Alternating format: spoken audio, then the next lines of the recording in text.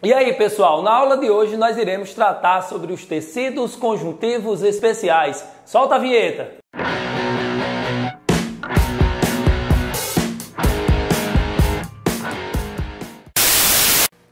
O primeiro tecido que nós iremos tratar hoje é o tecido adiposo. O tecido adiposo é o tecido que é composto por células de gordura. Funções do tecido adiposo. O tecido adiposo tem como funções: número 1, reserva energética. O nosso organismo usa preferencialmente a glicose como fonte de energia. No entanto, a longo prazo, o nosso organismo considera importante armazenar gordura. Então, o tecido adiposo é responsável por essa reserva energética do nosso organismo. A segunda função vai ser o isolamento térmico. Nós somos organismos que produzimos calor no nosso corpo para mantermos aquecido. E isso exige uma estrutura de revestimento para que esse calor seja perdido de maneira gradativa. Então, o tecido adiposo funciona como isolante térmico. A terceira função é proteção contra choques mecânicos. Então, o tecido adiposo acaba impedindo que pancadas, choques mecânicos atinjam estruturas internas, funcionando como uma espécie de amortecimento do nosso organismo. Então, funções do tecido adiposo: reserva energética, isolante térmico, proteção contra choques mecânicos. As características básicas do tecido adiposo são tecido vascularizado e inervado. Significa dizer que é um tecido que apresenta vasos sanguíneos que são capazes de levar oxigenação, nutrição para esse tecido. A célula padrão do tecido adiposo é o adipócito. Esse adipócito ele tem uma enorme capacidade de aumentar ou diminuir a quantidade de gordura que se encontra nele. O tecido adiposo forma ainda a hipoderme, que é a camada mais profunda da nossa pele. Você tem a epiderme, a derme e a hipoderme. Essa hipoderme ela é constituída de tecido adiposo. Existem dois tipos básicos de tecido adiposo: o tecido adiposo unilocular e o tecido adiposo multilocular. O tecido adiposo multilocular ele é comum no feto e ele é importante para aumentar a temperatura corporal do indivíduo no seu nascimento e nos primeiros momentos de sua vida. Tecido multilocular também é encontrado em animais hibernantes. Função básica desse tipo de tecido é gerar calor. O outro tipo é o tecido unilocular. O tecido unilocular, ele substitui na nossa espécie gradativamente o tecido multilocular. A ideia de ser multilocular ou unilocular é simplesmente você saber se o tecido apresenta uma grande quantidade de gordura acumulada em um único ponto ou se existem vários pontos gordurosos. No caso do multilocular, ele apresenta vários grânulos de gordura e no unilocular, apenas um. Esse tecido unilocular, ele substitui o multilocular e é de ampla distribuição no nosso organismo. O nosso segundo tecido conjuntivo especial é o tecido cartilaginoso. As funções do tecido cartilaginoso são suporte aos tecidos moles, como é o caso do nosso nariz, da nossa orelha e de outras estruturas internas ao nosso organismo. Outra função é revestimento das articulações, uma proteção que existe no contato osso a osso em uma articulação. Então existe uma superfície recobrindo a articulação e essa superfície é formada de tecido cartilaginoso. O tecido cartilaginoso também é responsável pela formação e crescimento ósseo. A primeira estrutura esquelética do feto ela é cartilaginosa e ela é substituída por um tecido ósseo. Durante o nosso desenvolvimento, na infância e na adolescência, os nossos ossos ainda continuam em crescimento.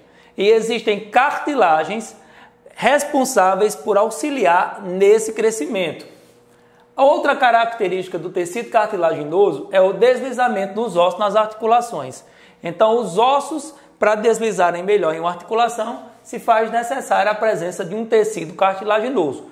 Tecido cartilaginoso também, ele pode formar estruturas de amortecimento entre ossos e também estruturas mais rígidas, como é o caso dos discos intervertebrais e da estrutura da nossa traqueia. As características básicas do tecido cartilaginoso são: 1. É um tecido avascular e sem nervos. Diferente dos demais tecidos conjuntivos, ele é exceção. Ele não apresenta vascularização. Então é um tecido pobre em oxigenação, que tem dificuldade de receber uma nutrição adequada. Esse tecido ele é nutrido pelo pericôndrio ou pelo líquido sinovial nas articulações, e o pericôndrio é um tecido conjuntivo propriamente dito de suporte, ou seja, um TCPD de suporte. É a partir dele que eu tenho como chegar à nutrição e oxigenação. No entanto, essa oxigenação ainda é muito defasada. A matriz do tecido cartilaginoso é composto basicamente por fibras colágenas do tipo 1 e do tipo 2, por fibras reticulares e pela substância fundamental amorfa, onde nós encontramos o ácido hialurônico. Os tipos celulares encontrados no tecido cartilaginoso são as células condrogênicas. Essas células são responsáveis pela produção dos condroblastos. Os condroblastos são o nosso segundo tipo celular e eles são responsáveis pela formação da matriz cartilaginosa. Os condrócitos são células maduras. Os condroblastos eles amadurecem, ficam isolados na matriz em lacunas, diminuindo a sua atividade e sendo chamado de condrócitos. No nosso organismo, nós conseguimos encontrar 3 tipos de cartilagens, que são hialina, elástica e fibrosa. A cartilagem hialina é a cartilagem mais encontrada no nosso organismo e que tem a maior distribuição. Ela apresenta uma quantidade maior de colágeno do tipo 2 e uma quantidade moderada de colágeno do tipo 1 e de elastina. Ela forma o primeiro esqueleto, o esqueleto fetal, que será substituído por uma estrutura óssea. E ela se encontra nos ossos, num disco epifisário. Esse é o local de crescimento ósseo que nós temos durante a infância e a adolescência. A cartilagem hialina ainda é encontrada nas fossas nasais, nos brônquios e nas articulações, no revestimento das articulações. A cartilagem elástica, ela apresenta uma quantidade maior de elastina do que do colágeno. Por isso, ela se torna mais flexível. Essa cartilagem elástica, ela é encontrada em estruturas que são sujeitas a movimento ou então a deformações temporárias, tá bom? Ela é encontrada no pavilhão auditivo, no meato acústico, na epiglote e na laringe. O terceiro e último tipo de cartilagem é a cartilagem fibrosa. Essa cartilagem apresenta uma concentração maior de colágeno do tipo 1 e por conta disso ela se torna mais dura. Essa cartilagem fibrosa ou fibrocartilagem, ela vem sempre associada ao tecido conjuntivo propriamente dito denso, ou seja, ao TCPD denso. E ela é ausente de pericôndrio, que é o TCPD de suporte. Essa cartilagem fibrosa, ela é encontrada nos discos intervertebrais e ela é encontrada nos tendões. Não forma o tendão propriamente dito, no entanto, no local onde o tendão ele é inserido ao osso e também na sínfise pubiana. As características do tecido ósseo são vascularizado e inervado. Diferentemente do tecido cartilaginoso, que não apresenta vascularização, o tecido ósseo apresenta uma ampla vascularização e inervação também. A nutrição do tecido se dá por meio do periósteo e do endósteo. Periósteo e endósteo são estruturas membranosas de tecido conjuntivo propriamente dito. O endósteo ele vai revestir internamente os ossos longos que apresentam cavidades e o periósteo é a estrutura externa. Tipos celulares. As células encontradas no tecido ósseo são 3. Os osteoblastos, os osteócitos e os osteoclastos. Os osteoblastos são as células jovens que estão em alta atividade. Sua principal função é sintetizar a matriz do tecido. A matriz do tecido tem uma parte orgânica e uma parte inorgânica, uma parte mineral. Os osteoblastos são responsáveis pela parte orgânica da matriz. À medida que essa matriz ela sofre um processo de mineralização, as células se isolam umas das outras, ficando em contato por pequenos canais que permitem o contato de uma célula com a outra, tá? Por meio de prolongamentos citoplasmáticos. Quando isso acontece, esses osteoblastos eles estão maduros e eles estão pouco ativos, eles são chamados então de osteócitos. Os osteócitos são as células maduras e com pouca atividade. O terceiro tipo são os osteoclastos. Os osteoclastos fazem o contrário dos osteoblastos. Eles são responsáveis por degradar a matriz. O tecido ósseo, apesar de rígido, é um tecido vivo. E os osteoclastos são importantes no processo de remodelagem óssea. Quando você usa um aparelho ortodôntico e você precisa fazer com que os dentes eles mudem o seu posicionamento, é exercida uma pressão no dente. Essa pressão do dente é passada para a estrutura óssea da sua mandíbula, por exemplo, e eu vou afastar esse osso. Como é que eu afasto o osso? Eu vou degradando o osso a partir da ação dos osteoclastos e vou produzindo uma nova matriz óssea a partir dos osteoblastos. Os osteócitos, eles não surgem no tecido propriamente dito. Eles são originados dos monócitos que migram para o tecido, tá certo? A matriz óssea do tecido ósseo, ela é formada por uma parte orgânica e por uma parte inorgânica. A parte orgânica é formada por colágeno e por peptidoglicanas. E a parte inorgânica é formada por fosfato de cálcio e hidroxapatita. Tivemos uma pequena confusão aqui. Então, a parte orgânica é responsável por colágeno e peptidoglicanas. E a parte inorgânica, fosfato de cálcio na forma de hidroxiapatita. Esse é o processo de mineralização da matriz óssea. Dois tipos de ossos nós conseguimos visualizar: o osso esponjoso e o osso compacto. O osso esponjoso, ele apresenta inúmeras estruturas porosas, chamadas de trabéculas, e o osso compacto simplesmente não apresenta essas estruturas. No entanto, esse tipo ósseo, esponjoso e compacto, ele só é visualizado com os nossos olhos. Se eu visualizar microscopicamente, eu vou encontrar os mesmos componentes, tanto em uma estrutura quanto em outra estrutura. Processo de ossificação. Os ossos, eles vão surgir de duas maneiras: por um processo de ossificação endocondral e por um processo de ossificação intermembranosa. O processo de formação endocondral, ele se dá pela substituição do tecido cartilaginoso.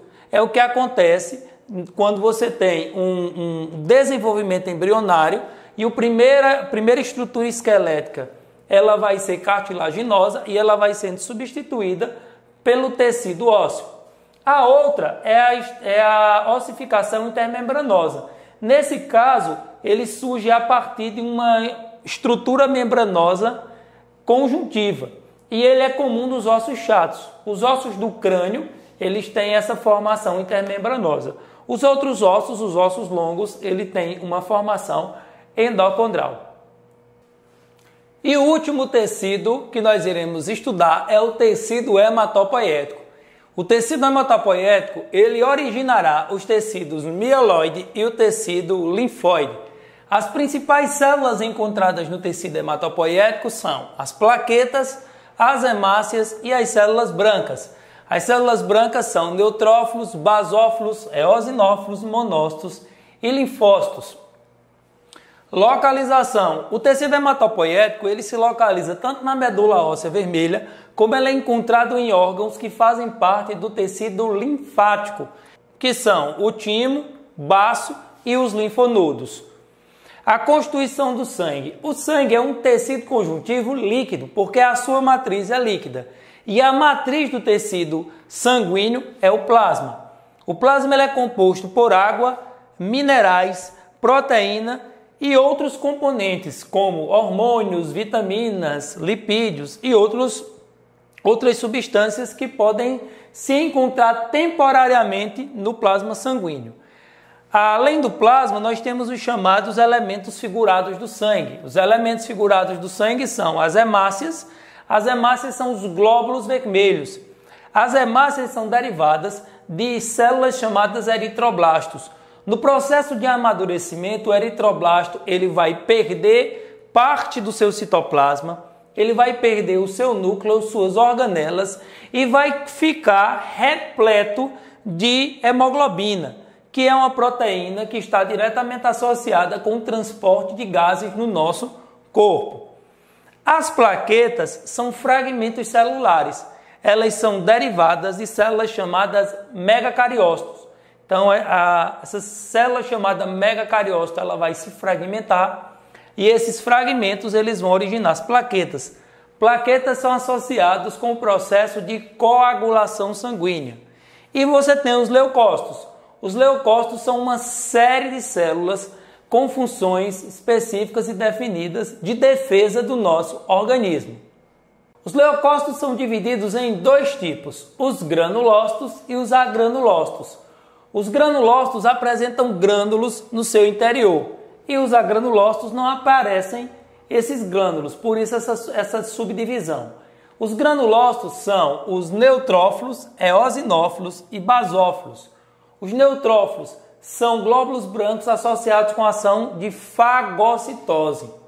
Os eosinófilos são responsáveis pelo processo de eliminação de parasitas e também podem estar associados com processos alérgicos. Os basófilos, eles estão associados com os processos de alergia e eles liberam histamina e heparina.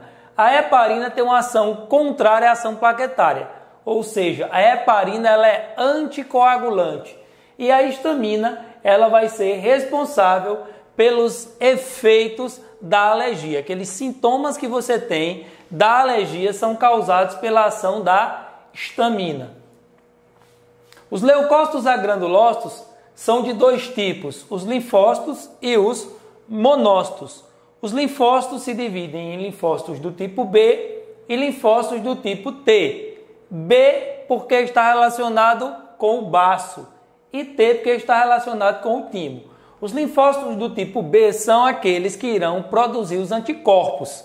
Eles, quando são ativados, se transformam em plasmócitos e iniciam a produção dos anticorpos.